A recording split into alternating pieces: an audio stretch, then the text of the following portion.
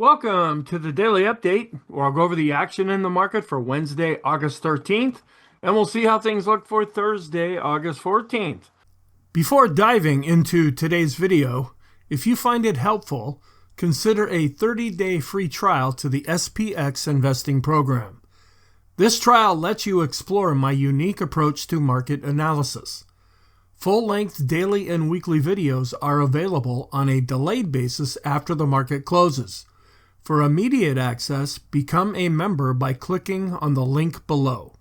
Well, set another new all-time high, not only for the S&P, but for the NASDAQ 100. The thing that we're seeing shifting right now is we saw more broad market participation. That's helping some of our negative divergences to improve and just showing that, okay, maybe this negative seasonality that we've been watching for, at least it's not developing to this point. Now, it still always could. Thursday and Friday are going to be pretty big as far as economic reports coming out. We have the initial and continuing claims on Thursday. We have PPI on Thursday. We're going to get retail sales on Friday.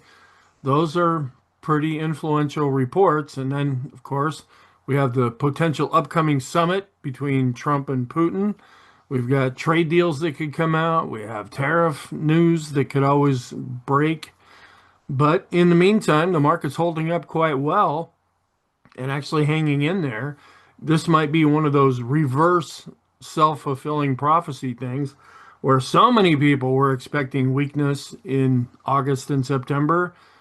It may still happen, but it might get to the point where people have a lot of confidence in the market, and then it starts to go down, where folks were kind of positioning. I was watching it, and we have historical precedents that usually sometimes about the beginning or middle part of July and then into August and September, that's typically when the market is weaker. Hasn't happened so far to this point. And the markets are pretty much assured that there's going to be a rate cut in September, and they like that. Okay, so right at the open, we had a gap higher open above R1 at 64.66. Now, I've been mentioning some overhead resistance at about 64.68. We're dealing with that right now. When this resistance becomes a little bit more influential is if we go up, we hit it, we turn, and then we go the other way. That didn't happen on Wednesday. So are we going to be able to break through that and actually get above this resistance and stay above it and turn even more positive? And prices got up to 64.65. That's another kind of roundish number. And as I've been pointing out, also, the market likes these psychological numbers. The financial media likes that. The strike prices are set at those levels. It makes the market easier to talk about. The next one would be 6,500. If we get to that point, that's going to be kind of a big deal for the S&P 500. But we also set the intraday high right after the open. So the strength was seen at the open, and then we pulled back a little bit from there. And we declined all the way back to the unchanged level, which on an up day, that becomes a support level. And we did bounce up off of that. We were able to stay positive, and we closed back up at R1. So we didn't close at the high, but we held on to some gains. It's helping the broader market to improve, and it's helping more of our internal charts that we follow show some more strength. So we were up just 0.32%, not a huge percentage gain. We're still below average with volume. Now, it's less below average than it has been, but we're still below average overall. And we're positive on all time frames. We're above the 20, 50, and 200-day moving averages. Interest rates are coming down. Inflation now seems to be under control. That was CPI, so we might have seen some follow through from that came out on Tuesday. And then all the different geopolitical things that I already went through and mentioned that could have an impact on the market. So the S&P, NASDAQ, and NASDAQ 100 again set new all-time highs. Then Treasury Secretary Scott Bessent, he's advocating for a 50 basis point cut. Now, President Trump really wants rates to be cut. Federal government has a lot of refinancing that they have to do with government debt, and it would really help all of us, all taxpayers, if that could be at lower rates. So you kind of understand the reason behind that. Plus, lower rates just help the overall economy and try to spur on more growth. And he also added that the Fed funds rate should change ultimately to be reduced by 150 basis points. Okay, that's down from where we're at right now. Then Chicago Fed President Austin Goolsbee, who's a voter on the FOMC, stated that he's not committed to a September rate cut. Okay, so this is a little more hawkish.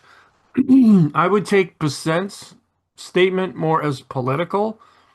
I would take Goolsbee more as a hawkish statement and citing concerns about an increase in the services sector that we've been seeing kind of creeping up there.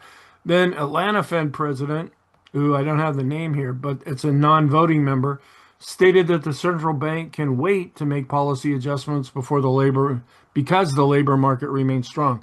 And that's one of the justifications that the Fed has been using.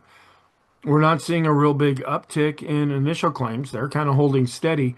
We're a little bit concerned about the continuing claims because they're at a high level, but still below that 2 million mark.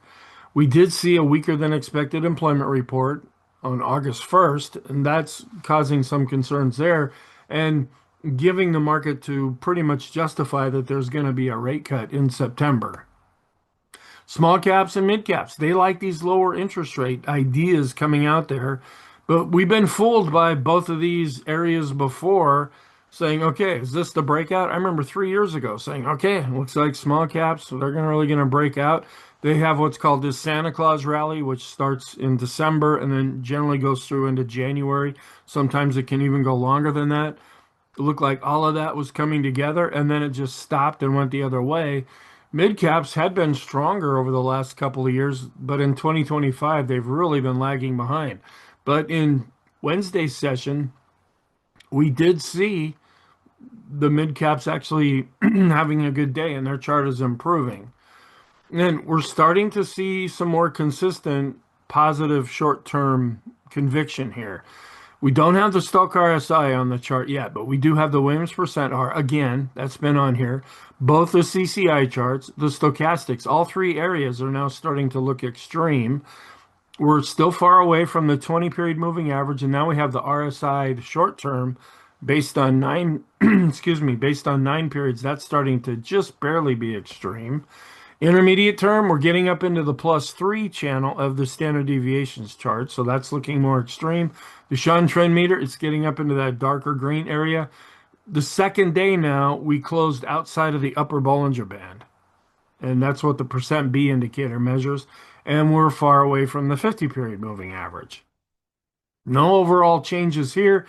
The market is pretty much anticipating a rate cut in September, and again, if the Fed does what they're supposed to do and the way they're supposed to do it, they should be following what the market is already telling them. But going back to the great financial crisis, the market tends to follow the Fed. But it was like that before. I mean, when Greenspan was the chairperson, they would hang on every word that he would say, how he would pronounce certain words. He's the one that came up with the term irrational exuberance, and that was in the late 90s. And then he's the one that said that, oh, yeah, getting an adjustable rate mortgage, that's just fine, right before the housing market fell apart. Anyway, the dollar was down, interest rates were downward 4.24% with the 10-year yield where we had been at 4.29%. And sentiment is back to positive, where the context is switching back as of last Friday. We're seeing a bit of an improvement. Not a big change here at 64 from 63, but the context is that it's going back up. And we're positive with our trend. Excuse me here. I do all these videos take one, so please forgive me having to clear my throat. And I don't edit them because it would take me hours and hours to do that. So I can get the information to you quicker. So if you don't mind dealing with my fumbling over my words and clearing my throat. All right, we're positive. We haven't quite crossed back above the moving average yet. We're seeing an improvement there, and the green line is above the red line, so we're positive. If we can cross back above with the short and intermediate term ADX above its moving averages, that would show us that the trend is actually getting stronger. We are above 20, so we are trending. With the update, the bias is positive, and now I'm switching the momentum back to positive. All of our primary indicators right now are positive as well, and we are seeing some improvement. Now, that's another reason to kind of, whoa, hold on here. When everything's flashing green, does that mean we're now ready for a downward move? We don't know that. We'll have to see how Thursday plays out, reevaluate things at the end of the day, and then set things up for Friday. We just had the weekly MBA mortgage applications index, and it's not a market mover, but it did see a 10.9% increase over the previous week, which was up 3.1%. You break it out, refinancing, a lot of people are doing that, 23%. Not as many, but we're still seeing a positive move here with the purchase index up 1.4%. And this is the chart, just showing taken together how we're seeing an improvement there. All right, then we go into some Isabel Net blog charts. This is put out by Real Investment Advice. Now, this is before Wednesday's action, so there's going to be an improvement here with this red line. We're comparing the weighted version of the S&P, which I show charts. They come in and out of the daily video, but we're seeing how the black line, that's the S&P. That's the one that you hear about. That's the main index. And that's actually going up where the equal weight version has been underperforming. Now, we are seeing an improvement there. In Wednesday's session, the broader market did do better. And announced buybacks, this takes us through currently here. Now, these are just announced buybacks. Doesn't mean they actually go through and do them, but they're far exceeding what we've seen. This goes all the way back to 2013, so 12 years. And this is also signs of a positive market when companies come out and say, we're going to buy back our own stock. Then we have to follow that up and say, okay, did they actually do it? And we get this periodically here. Whenever we're going up, even when we were going down, the market was still overvalued. And this is using the PE ratio with the scale of 10, 15, and 20. We're coming in at 22 with the PE, and this is looking forward. This isn't just historical. This is actually projections going out. And that's expensive because we're above that 20 level. And you have industrials, which have had a good year, discretionary, which is doing better, and tech, that's the big growth area. Look at it's up over 30 now. So yeah, the market's expensive. But folks don't seem to care about that. We don't use it as a timing mechanism. We just use this more for informational. Now, if you're a fundamental analysis person, first of all, you're probably not watching this video because I use technical analysis. I use a combination of the two, but you would want to wait until we get down into the 15, 16, 14 range. So you've been probably waiting for the small caps and mid caps, but getting very frustrated by that. And at the same time, missing out on a lot of gains because even though we're expensive, we've been getting even more expensive. All right, all-time highs aren't a bad time to buy. So this just projects it out 3 months, 6 months, year, all the way out to 5 years. And when you buy, when the S&P anyway has made an all-time high going back to 1988, notice they don't include the 87 crash in there, then the further out you go, the better the returns end up being. And they tend to actually outperform. A little bit underperforming in the short term. They're about even, a little further out. But then the further out you go, strength tends to lead to more strength. Discretionary, we're getting a lot of this stuff lately. The positioning for discretionary, which means folks try to time when to get in and out, it's a little below the level implied by robust earnings growth. This just means that those folks, they're freaked out because if they're waiting to make decisions about things, they're using, okay, the trade deals and the wars in the Middle East and Russia, Ukraine, and what are the tariffs going to do? And I'm watching these YouTube videos and they're telling me everything's going to go in the toilet. And so they've been laying back a little bit where earnings are actually outperforming here a little bit. So there could be a little bit of a catch up here because we've had a pretty good earnings season. And NASDAQ 100 futures positioning still looking pretty solid here. A lot of folks are into these. Now, these are futures. This isn't buying like the QQQs. These are actually highly leveraged futures contracts, but we're seeing a lot of money going into those. And then I showed this yesterday, but then it came over to Isabel Net here. Risk appetite. This could actually end up working out to be positive for the market because the risk appetite for the next 30 days They actually look at selling here.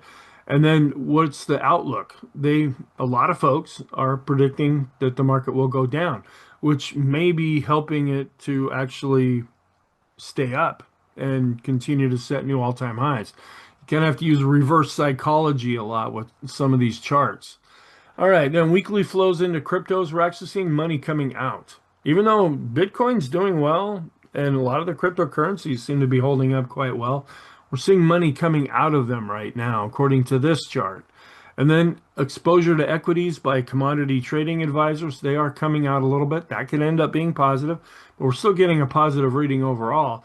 But as we got more into August, we're seeing people just expecting the market to go down. And here we are coming up into the middle of August and the market's setting all-time highs. Now, but that could change at any time. Just about the time you think, well, I think the market's really going to do well, that's about when it's topped out. And then this is cross asset flows over the last month.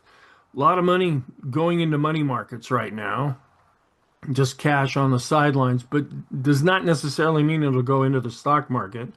Money coming out of government bonds, and then seeing a bit of an improvement here with investment grade bonds. These would be like corporate bonds, companies that have been around a long time. A lot of folks prefer to buy those kinds of bonds. Seeing some money coming back in, but not as strong as it was earlier on when you look at emerging markets. Now, emerging markets in 2025, they've been holding up quite well. We're seeing money going back in there, but not as much as we were before. And then high yield bonds, these are junk bonds, and they tend to follow the stock market. So we're seeing money going in there. Then you look at balanced funds between stocks and bonds, money's going in there. Developed market equity, money's actually coming out. This is the reverse of what we're seeing actually happening here. And then if folks see this and they're like, oh man, I got out of the market and it's going up and it's setting all-time highs, I better jump back in. Then you get FOMO kicking back in, the fear of missing out. And then about that time is when you think everything's going to go up and then it shifts and goes the other way. And then emerging markets, which have actually been doing okay. If you watch the intermarket analysis video over the weekend, we're seeing money coming out of that. Then homeowner household growth actually declining here. And that's not really a surprise on one hand because housing prices are going up, interest rates have been going up, and it's pricing a lot of people out of the market. Then retail options. The reason I picked this chart is not because it's either telling us they're buying puts or calls, which we're seeing a lot of puts right here, which again, people are doing more hedging because they think, it's August, we're going to go down. But the real takeaway from this, actually, this one goes back to April, is that we're seeing an increase in options. And I use a lot of options. I teach that in the program. This is good. This is one of those rare instances in life where the more the merrier.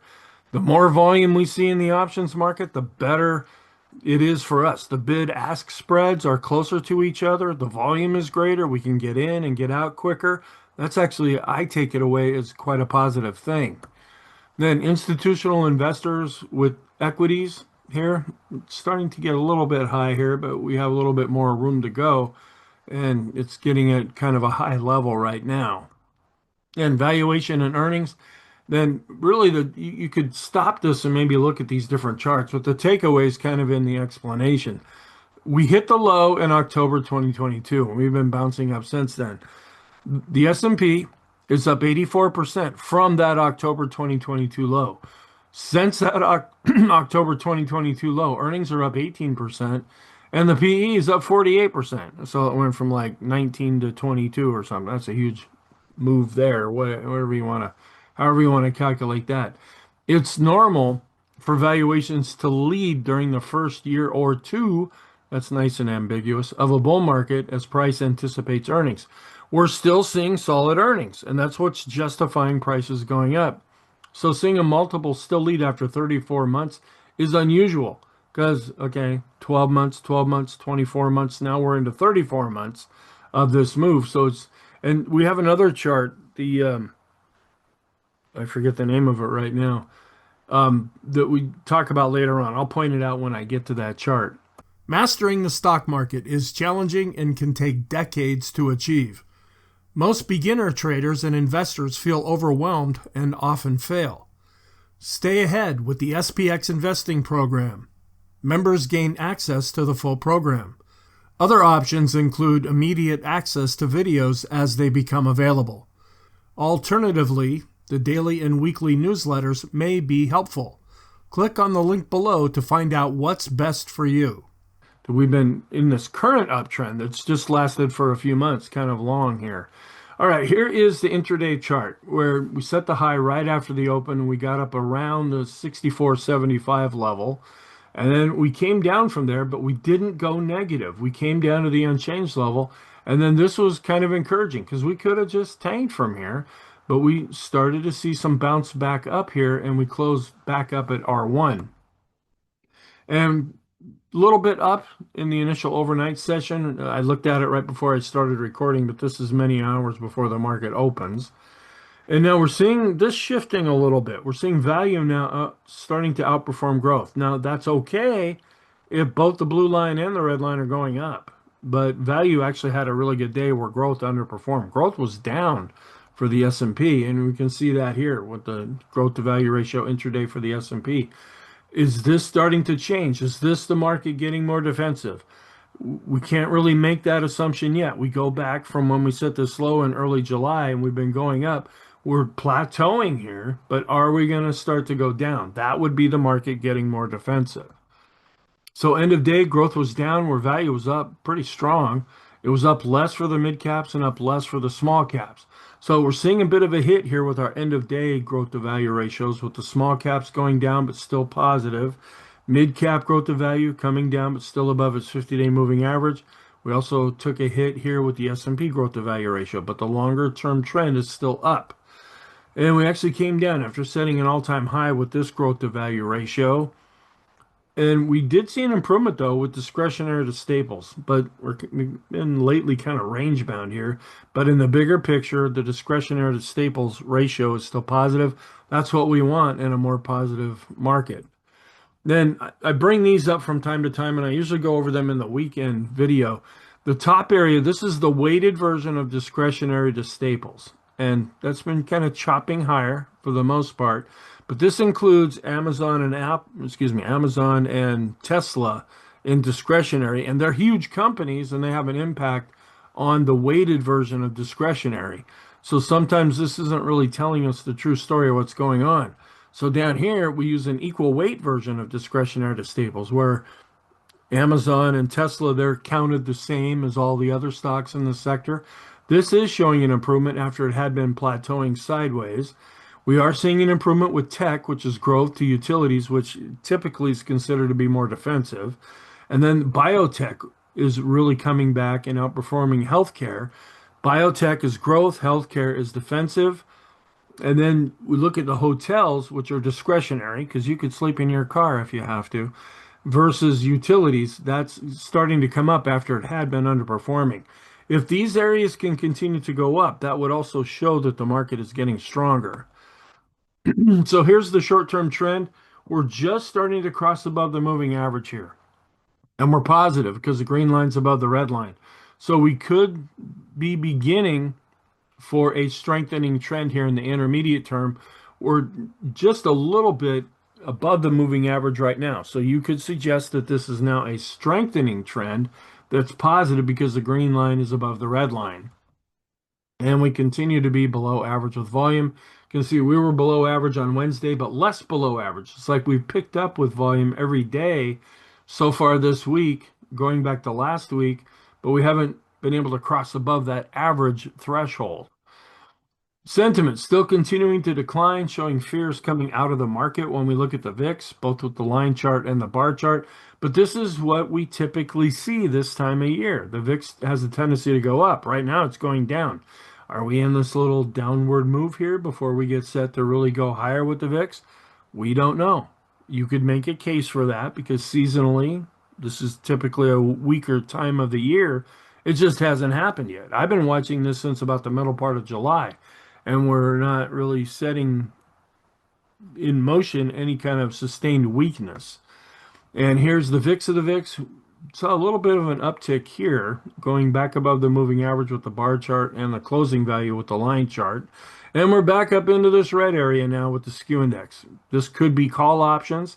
A lot of people loading up on calls, but then that other chart showed that a lot of people are getting puts, thinking that the market's going to go down, so they're using puts to hedge, which I use all the time, not just when the market's doing whatever it's doing at any given time. But we still want to wait to see this actually spike up and then start to come down. That's when we are expecting the big move to actually happen, according to this chart. And we're actually dropping down now below the moving average with the MACD. So the overall momentum of the VIX is now back to lower. We're getting into the 14 range again. That's quite a low reading compared to what we've been seeing for most of 2025. We declined with this fear gauge and we also declined with this other fear gauge. So that confirms fear coming out of the market. And we're coming down with the daily chart of the equity put call ratio, but we're still going up with the 5-day chart and the 10-day chart. Those haven't really changed all that much yet. This is much more shorter term fear coming out right now. It could go right back in if we have a down day. Also, really declining back into the range now with volatility risk premium. This was the high reading that we had right before the big down day when the employment report came out, and we've been declining ever since. Now, this is more of the average area when we get into that range again. And we're improving here because we saw more broad market participation in Wednesday's session.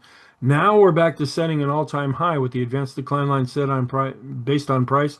We're not quite there. We haven't quite surpassed this previous high here based on volume. So now we're seeing a little bit of price leading volume. And usually it's more positive when volume leads price. Back above zero and going up with the short and intermediate term advanced decline ratio.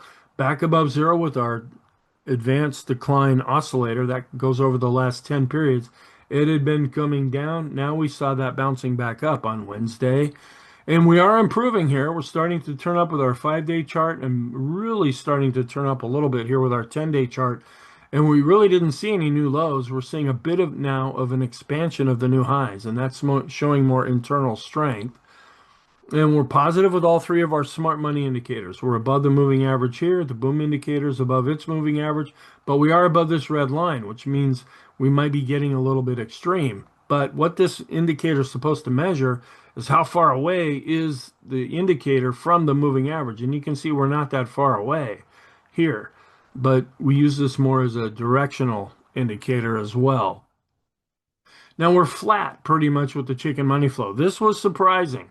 We actually declined with the histogram. We were positive, but we came down, and now the red line is actually flat. Now I'm still going to default to positive because we're seeing that in other charts, but this is a little bit concerning because on a solid day with broad market participation, to see this go down, that means there could be some smart money actually selling into strength that we're not really picking up in the volume. And we're still positive here, though, with the chicken oscillator above the midpoint, above its moving average, and advancing. Positive with the vortex. Now, it'd be nice if this green line was a little stronger and the red line was a little weaker, but still, the green line is above the red line. And I show these periodically here. This is the cumulative advanced decline line for the S&P based on price. We are setting a high here. We're not quite there yet based on volume. So volume is still lagging a little bit behind price. And then this is the apples to oranges comparison. We're seeing a big improvement here. I was pointing out how the red line was really deviating from the bar chart of the S&P. When we look at the NYSE advanced decline line, it really had a good day here and it's coming back up to the bar chart. And this comes and goes out of the video too. We look at a 10-day average of the highs and lows for the S&P. We had been declining. Now we're starting to bounce back up. This is longer term. And if this can continue to go up and eventually get above the green line, that would be quite positive. And we're positive here with our advanced decline line studies.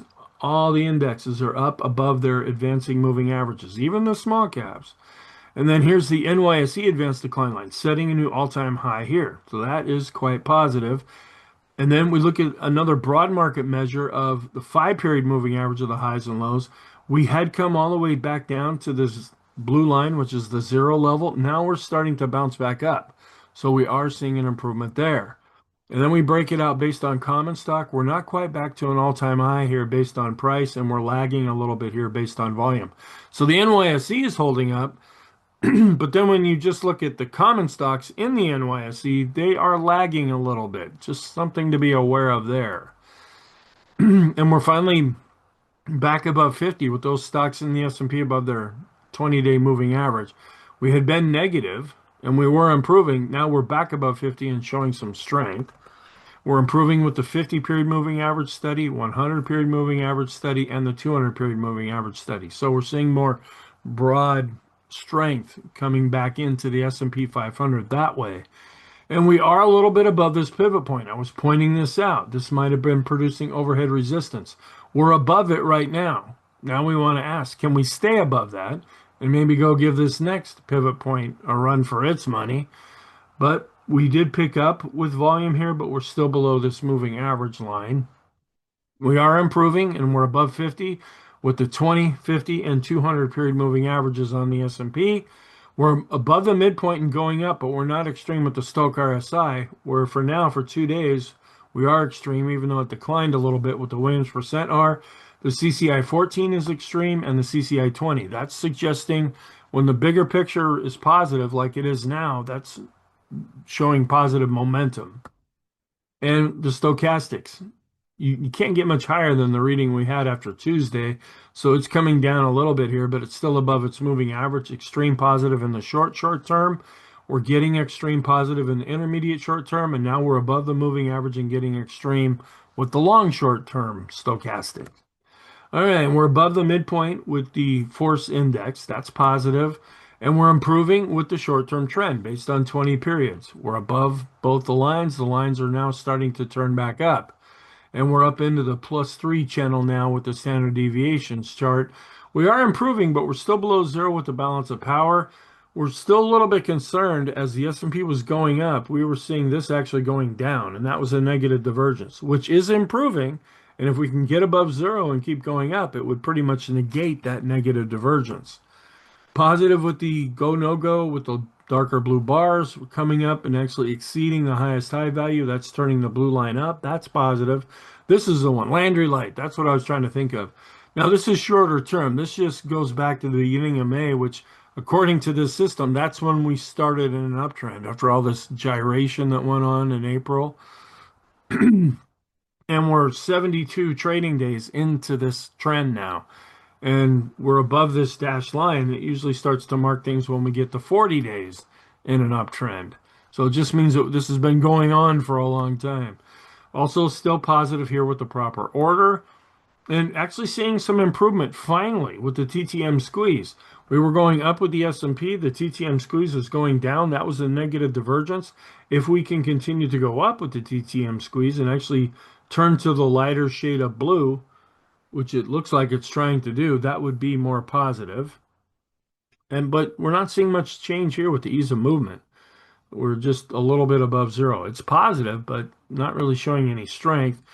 We're turning back up a little bit here with the Arun as buyers are coming back in and sellers are dropping off a little bit. That means that the oscillator is above zero and advancing. That's positive there. And we finally crossed back above zero with the S&P McClellan oscillator. So that's turning the summation index up based on price. Now, after Tuesday, we were already going up based on volume. So now we're seeing more confirmation here that's looking more positive. And we're above zero and going up with the NYSE McClellan oscillator. So we're starting to turn up with the summation index based on price and volume for the summation index for the NYSE. All right, and we're still going up here with the Swindler Trading Oscillator, above zero and advancing based on price and volume. Turning up, not quite positive yet with our momentum oscillators. They are all improving, but we haven't crossed above the moving average. We're improving based on price and volume, but they're still below their moving averages. Seeing an improvement here. I was pointing out these negative divergences with the PMOs that were rising in the S&P. That seems to be coming on stronger here. We're going back up with the buy signals, and after we were trailing off with the PMOs above zero, after getting very high readings, going back to about the middle of May, this is starting to improve. We want to see if we can get more follow through that way. And we're positive with the Elder's Impulse system for the S&P. We're positive for the third day now with the parabolic SAR. We're starting to cross above the moving average with the slope oscillator, so that's turning positive short term. Just barely starting to go above the moving average with the MACD. So the short term, we're turning up. We haven't quite crossed above the moving average with the TSI. You might be able to say we're pretty much on top of it right now. But the three intermediate term oscillators, they are improving. We're still going down, but starting to flatten out with our two longer term oscillators. We are improving, but still below the red line with the Copic curve. That's also a momentum oscillator. And now we're up into this dark green area here with the Sean trend meter. That means we're getting a little overextended according to this chart. We're above 50 with the money flow, even though it was flat and slightly declined. We declined a little bit with the ultimate oscillator, but we're still above 50. On balance volume did tick up after it was really choppy there for a number of days, but it's above the advancing moving average. And for the second day, we closed outside of the upper Bollinger Band. So that's an extreme reading as measured by the percent B indicator. And we're just a little bit above 70 here with the short-term RSI. We're looking solid, but we're still below 70 with the RSI 14. And looking better here with the bow tie. We're above the green line. It's starting to turn up, and the orange line and blue line, they're continuing to go up as well. That's more short to somewhat intermediate term. Intermediate term trend is improving. Based on 50 periods, we're back up to the red line. The red line and the blue line continue to go up.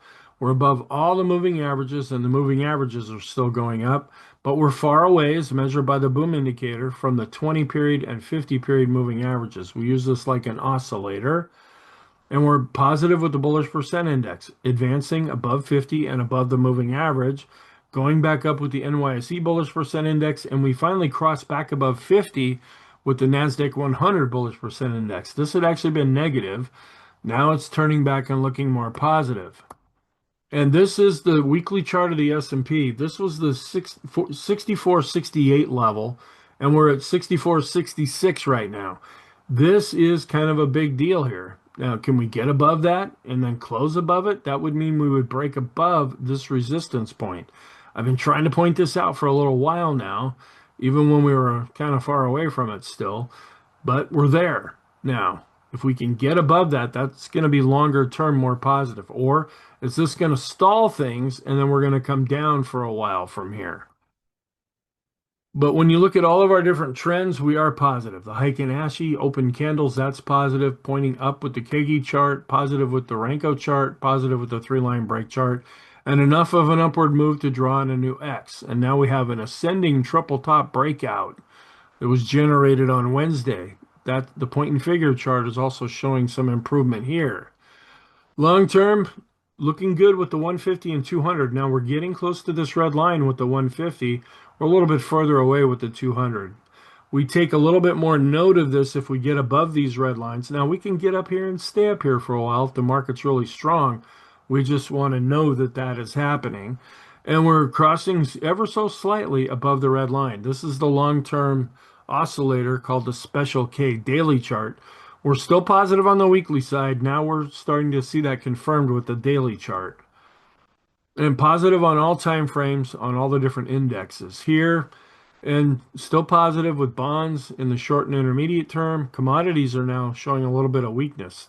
They were negative in the short term. Now they're negative in the intermediate term. The dollar continues to go down, which has been fueling stocks to go up. Stock market likes a weaker dollar. And everything was up. The weakest area were staples, and that was unchanged, but they still have a green here. That's a defensive area. But tech didn't have all that good of a day, and the mega caps didn't have that great of a day. But materials, they were up the strongest. Then we had healthcare, which has just been getting slaughtered in 2025, really underperforming the S&P, but it had a good day on Wednesday. Discretionary is improving. And communication, that's another growth area. It was up, but more in the middle area of the pack.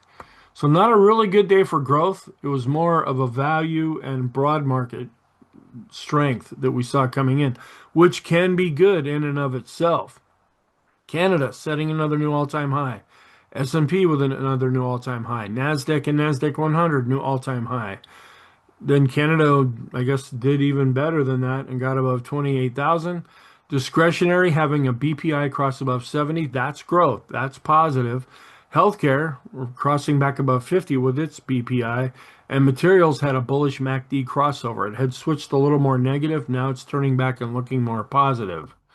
And see the big blocks here? They're red.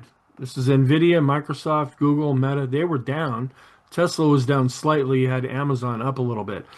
And this just shows that the mega caps underperformed. To still see the S&P going up. Now Apple was up 1.6%, but it probably didn't have as much of an impact on the S&P and how it's calculated. An awful lot of green in here, especially with discretionary. Healthcare improved as well. So we're seeing a real improvement when we look at the weighted versus equal weighted version of the S&P.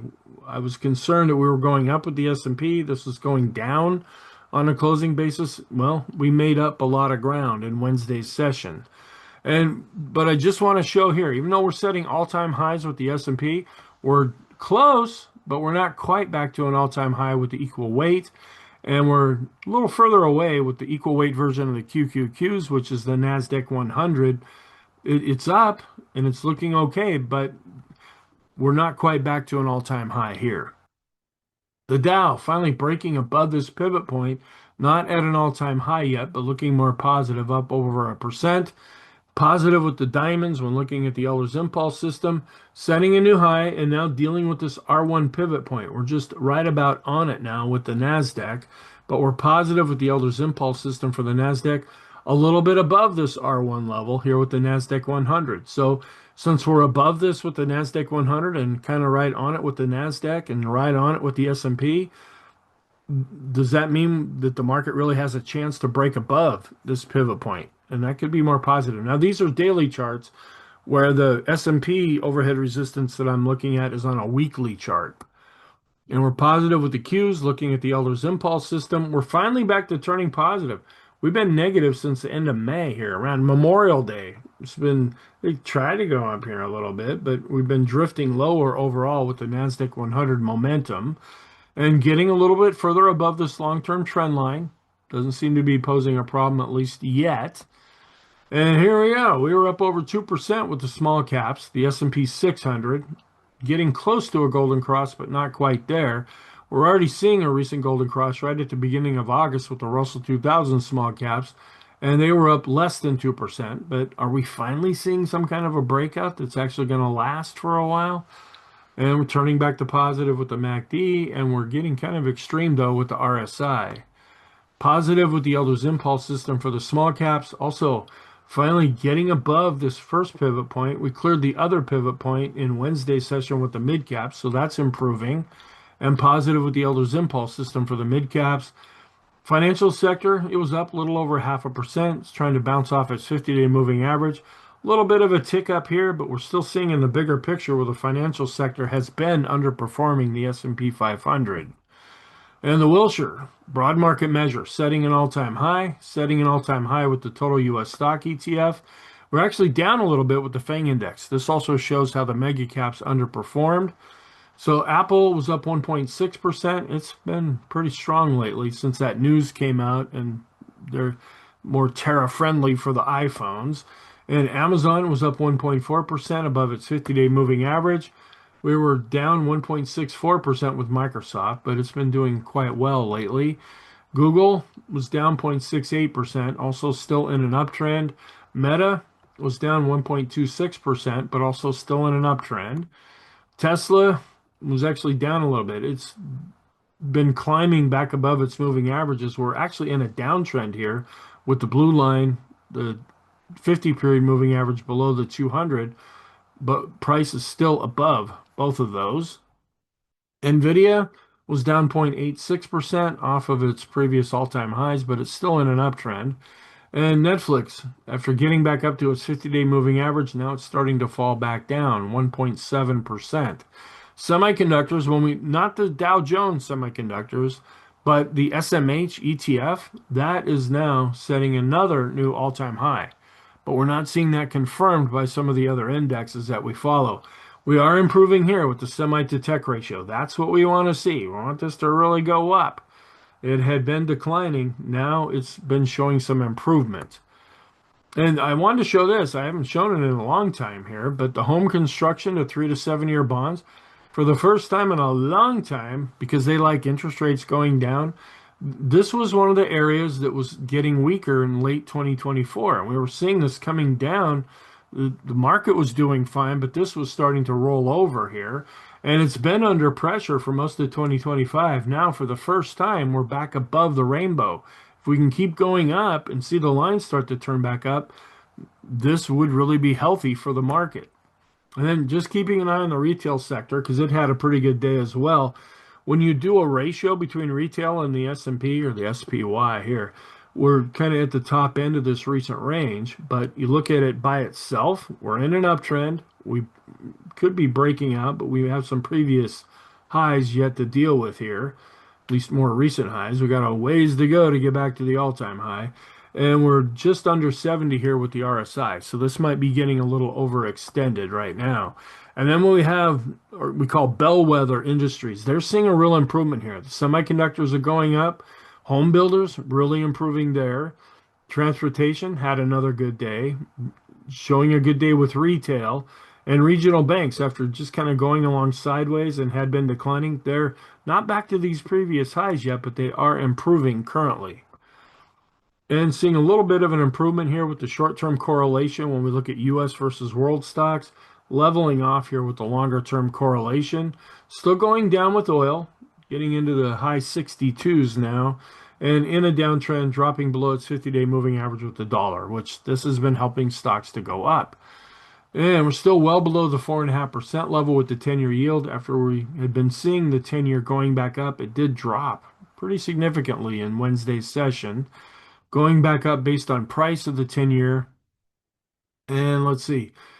Coming down a little bit with Q's to S&P because Q's didn't have as strong of a day as the rest of the S&P, but together we're still above an advancing moving average. We're finally crossing back above the moving average with discretionary to the S&P and actually coming down a little bit, but still above the moving average when we compare large cap growth to value. So we're still above the moving average with the large caps, dropping below it with the mid caps and small caps. So we saw their growth to value ratios take a pretty big hit on Wednesday. It was mainly small and mid cap value that really outperformed.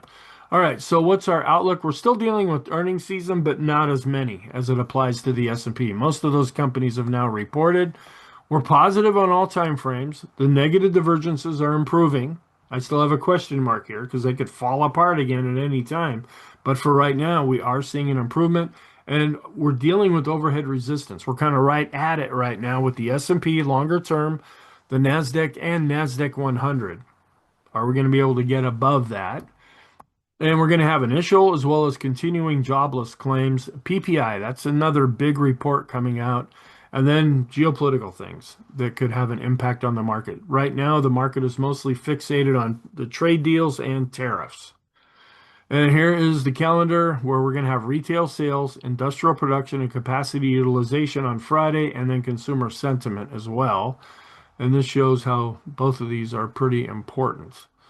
Seasonality, though, we're positive with the Dow for August 14th, neutral to positive with the S&P, and positive for the NASDAQ. So going back to 2002, August 14th is fairly positive. We are dealing with options expiration. That will come on Friday, where we're up just a little bit more than being down. Now, just to look ahead a little bit, we tend to be down more than up in the week after options expiration in August.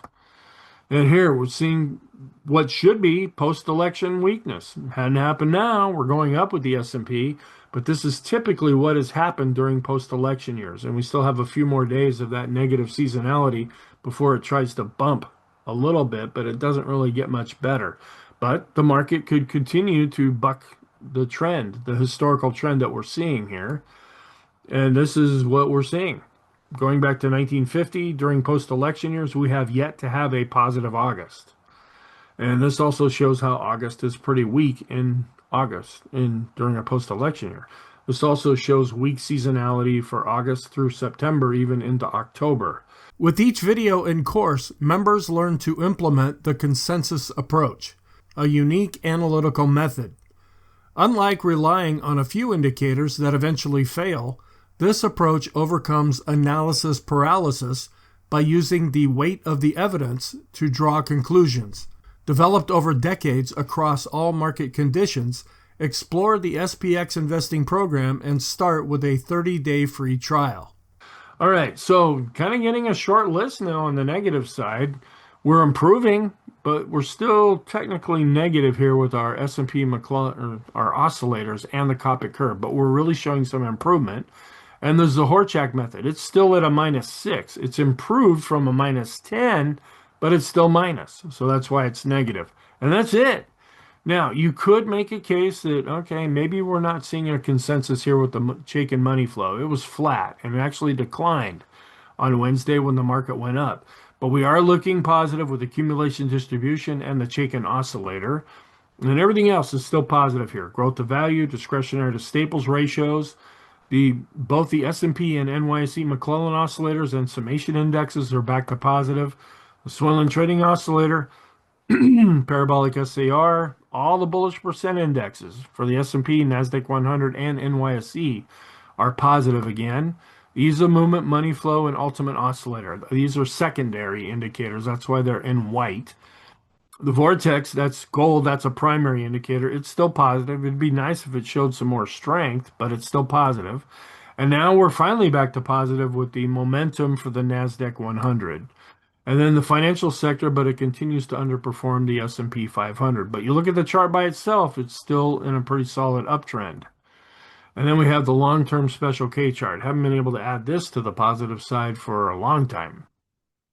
All right, so here are the pivot points for Thursday's session. We'll see if they produce any kind of resistance if we go up or support if we go down. So our conclusion, we're positive on all time frames. We're dealing with some overhead resistance, not just for the S&P, but with the NASDAQ and NASDAQ 100 as well. If we can break all of that, that would be more confirmation of strength. Or are we hitting it and dealing with it about at the same time, and then we're going to see a decline from there? And in the short term, we're starting to get a little bit above the moving average. So this could very easily be switched over to a strengthening trend. And we're seeing more positive conviction in the short term. We're also improving here in the intermediate term with the negative divergences also looking better. And we still continue to be positive in the long term. We want to watch that 150-day simple moving average if it goes above that extreme reading, but it could still go above that anyway. Thank you. I hope you found this helpful. Have a really good day, and I will talk to you in the next video.